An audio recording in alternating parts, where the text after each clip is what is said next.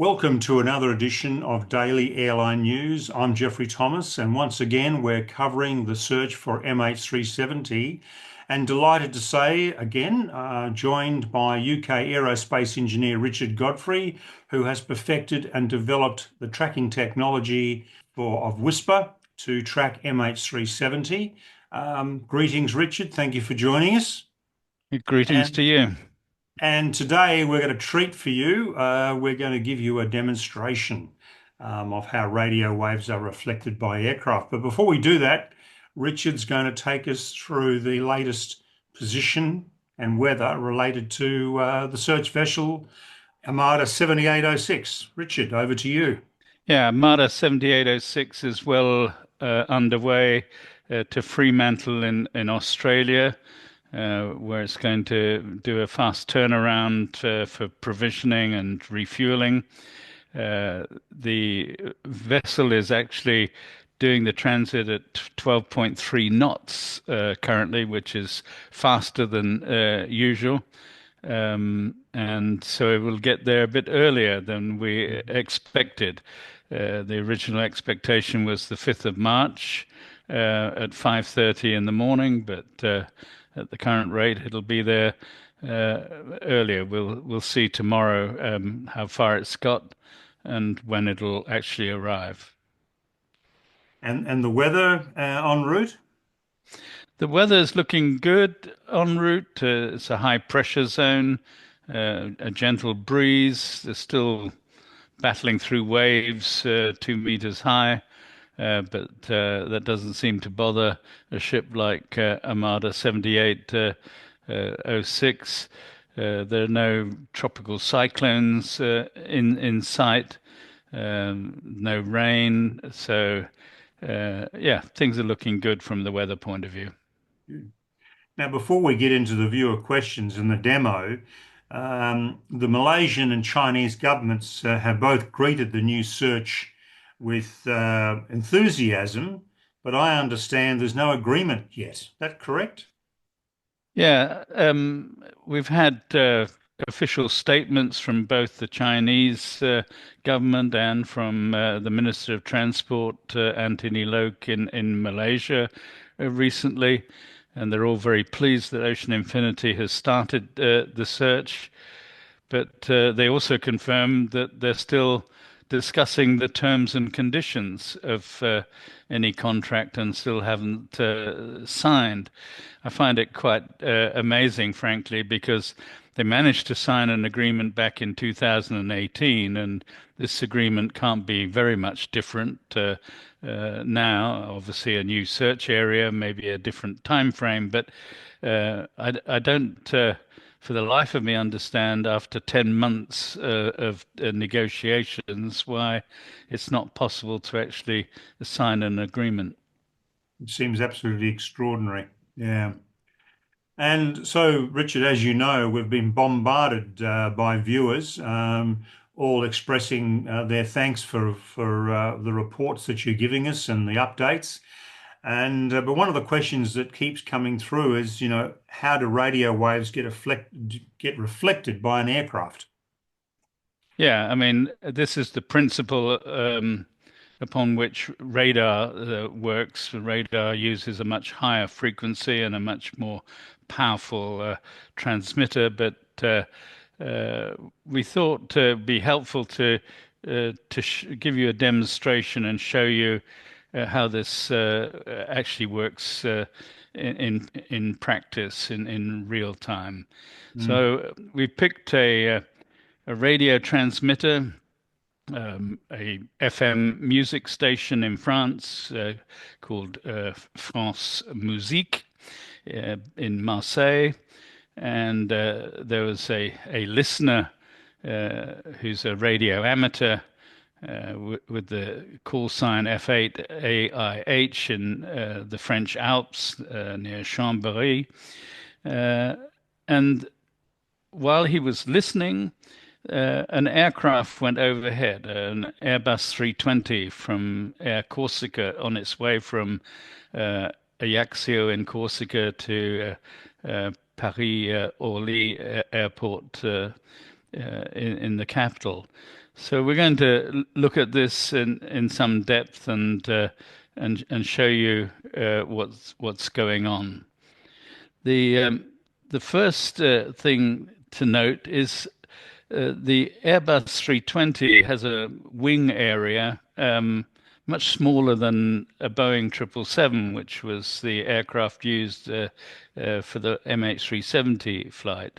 A Boeing 777 has a wing area of 428 square meters, an Airbus 320 just 123 square meters. So quite a bit less, but nevertheless, a reflection off that aircraft actually helps the listener to hear a radio station which normally he can't hear because the path of the radio transmission, there are mountains in the way. Mm, When we look at that path, we can see the transmitter, which is sitting on top of a hill, 584 meters high, and the antenna itself is 106 meters high. So it's well positioned for a good broadcast. The receiver is down in a valley in the Alps at 259 meters above sea level. But unfortunately, there are mountains rising to 2,310 meters, which is around 7,580 feet in the way. So, what happens when mountains are in the way of your FM radio station you want to listen to? All you get to hear is noise, and mm, you don't get to hear the radio station. So, what we do in this experiment is we use this aircraft, which is flying overhead, 36,000 feet, and we can see how the radio transmission gets reflected off the aircraft when it passes over the path of the radio station to this listener. So what I'm going to do is share my screen, Jeffrey, and then mhm. let this experiment run. Share the desktop and look at the right. So what you should now be seeing on the screen is this map over here and what is the radio reception visualized on the right-hand side. And we're looking at this particular radio station, 94.2 megahertz, which has a very powerful transmitter, a 398 kilowatt transmitter. So you would think it would be possible for that radio station to be received. So this is the line of the radio transmission, and this is our aircraft, which is going to cross this path. So I'm going to Okay. uh, Yep. let this run, and then we'll see what we can hear. At the moment, the aircraft is 4 kilometers away from the radio transmission. So we will.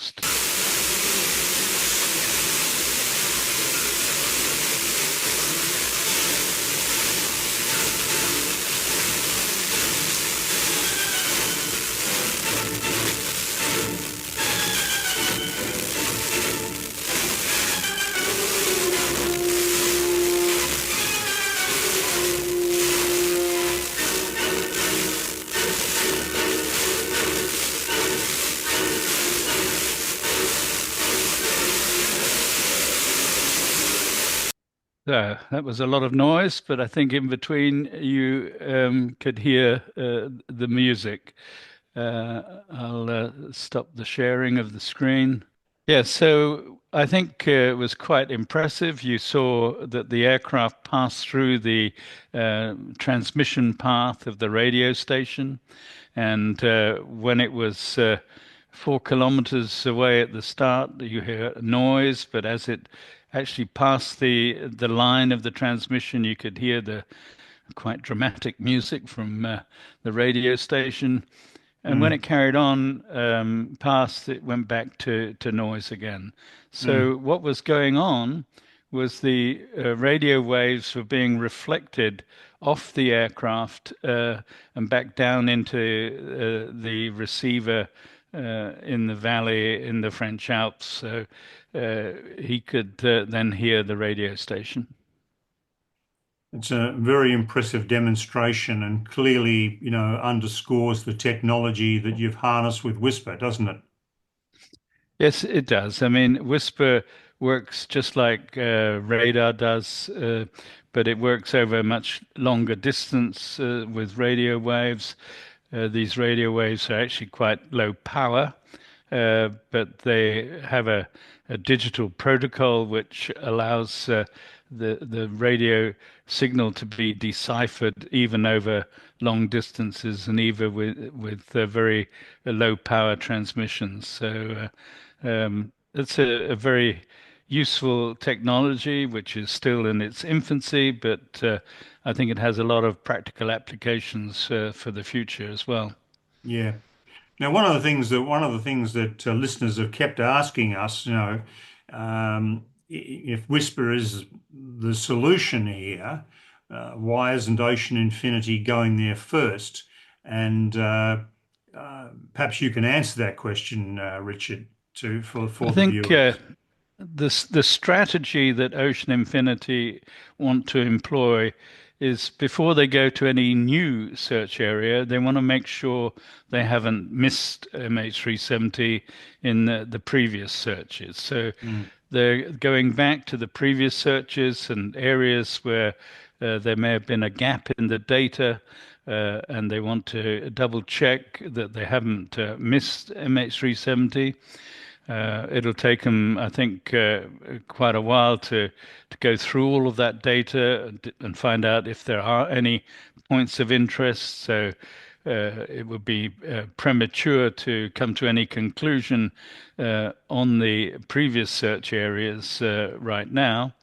It mm. may even take new investigations and on site, and could take several weeks before we have a final confirmation on that score. But then they definitely want to move on to the new area from Captain Blely and Jean-Luc Machin, and they want to move on to the Whisper area. Mm. But these are new search areas which haven't been searched before. And also because of the late start of this search, and I mean, if the Malaysians had signed when they said they were going to sign, they would have started this in December, January. But the other factor here is the weather, and they want to get rid of those. So get rid of. They want to search those southerlymost hotspots first before the weather completely closes in, and then they can move on and go north, where your spot is and the UWA spot is, where the weather will be better at this time of year. Indeed, in 2018, they followed the same strategy, moving northwards all the time. They were able to search up until the start of June in Mm. 2018 because they went quite a long way Yep. north. And Yep. as you say, the weather improves all the time. Yes. And the other thing too, the other dynamic to this is if you're moving north, typically you're going with the swell, you're going with the wind.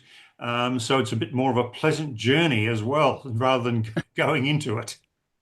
I can imagine that 2.5 meter waves in the middle of the Indian Ocean are never quite pleasant, but I No, do wish them well on the weather front, that it calms down a bit and you can actually start to enjoy the ride. indeed.